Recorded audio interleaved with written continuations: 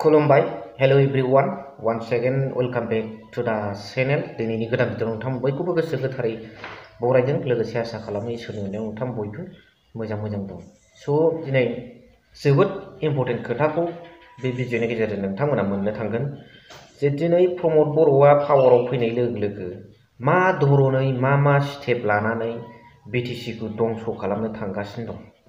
आरो बियो दंस'आ फैयै दिनै मोनफानि उनाव मोनफा नुजागासिनो दङ आरो बेखौ रैखा खालामनांगौब्ला जों मा स्टेप लानांगोन जोंनि थै आरो गोलोमदैजों मोननाय बिटिसिखौ सेक्रिफाइस खालामनानै मोननाय बिटिसिखौ जों दंस' खालामनो होनांगौ ना होनाङा आरो बिनि थाखाय जों माबोरै साखाफारा जानांगौ बेखौ दिनैनि भिडिअनि गेजेरजों नोंथांमोना मिथिनो मोनगोन दा बेफोर गासै खोथाफोरखौ लानानैनो बर'नि सासे गोख्रों दैदेनगिरिआ जोबोद मोजां खोथा बुंदों माब्रैहाय जोङो बे बिटिसिखौ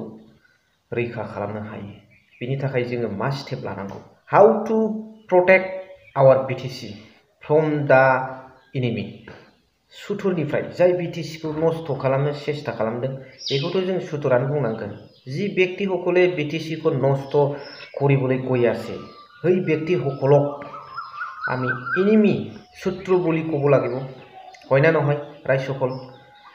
दा अब्ला नोंथांमोना ए टु जेड फार्स्टनिफ्राय लास्टसिम नायनानै जोबनायाव कमेन्ट हरबानो जाबाय नै मा बुंदों बिथां नेताया मा स्टेप लानांगौ जोङो बिटिसि लांगोनाखौ गाग्लोबहैनांगौ ना दरजा बुहैनांगौ ना होख्रावनांगौ बिनि स्टेपखौ खोन्थालांगासिनो दं नायलांदो नै रायजोआनो राजा जों रायजोआ खौसे जायोबा बेयो गभर्नमेन्टबाबो जेबो खालामनो हाया डिसि एसपि बाबो जेबो खालामनो हाया हिमन्त बिश्वआबो जेबो खालामनो हाया जों खौसे जानांगोन नाथाय जोंनि बे बाथ्राफ्रा जोंनि बे गामियावल' होख्रावबा जानाय नङा जोङो बिटिसिनि राजधानी क'क्राझाराव ज' सानसे साननै थांनानै होख्रावहैनांगोन आदानि कम्पानिनो जों हा होआ जोंनो हाखौ जोंनो नांगौ जोंनो आदानिनो कम्पानि नाङा बे खोथाखौ जोङो बिटिसि सरकारनि मोखाङाव खेबसे गाजा गोमजायै देखायनांगोन आरो अफिसारफोरखौ जोङो बुंनांगोन जे बे हाखौ खुनु पर्दायै आदानिनो हेन्डअभार खालामनायनि अफिसियेल प्रसेसखौ मावनो नाङा बेखौ नोंथांमोनहा गोसोआव लादो बे प्रमद बर'आ जाथिनि अननाय दंमोनब्ला दिनै गुबुन हारिफ्राबो आं हारिखौ बुंला हाग्रा सिफायनानै दाबो हाबगासिनो दङ बिसोरखौ जेबो खालामाखै नाथाय बे सान्तिपुर एलेका सरलपारा एलेकायाव प्रमद बर'आ फेरेंगा बे रन्जित बसुमतारी फरगेसाव बे बर'फोरखौ थख' होगासिनो दं बर' हिनजावफोरनि सायाव बुख्रुबगासिनो दं बे मोजां खामानि जादों नामा नोंथांमोनाथ' मिथिगौना गुबुन हारिफ्राबोथ' हाखौ दाबो हाग्राखौ सिफायना हाबगासिनो दं होमबा गुबुन हारिखौ मानो बिथाङा होआखै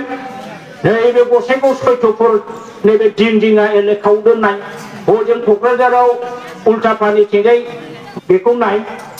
दा बे रोखोम बिसोरो गुबुन हारिखौ जेबो एक्सन लायाखै नाथाय जोंनि हारिनि बर' बिमाखौसो सोगाबगासिनो दं आरो दिनै बिथाङा हाजार खौथि लाखोमानानै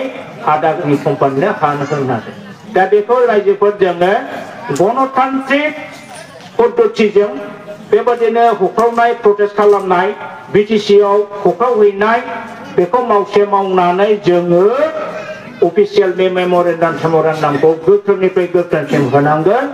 दरखार जायोबा हाइकर्टसिमबो थांनांगोन अब्लासो जोंनि बे हाया रैखा खालामो मावनो हागोन ना हाया रायजोफोर मावनांगोन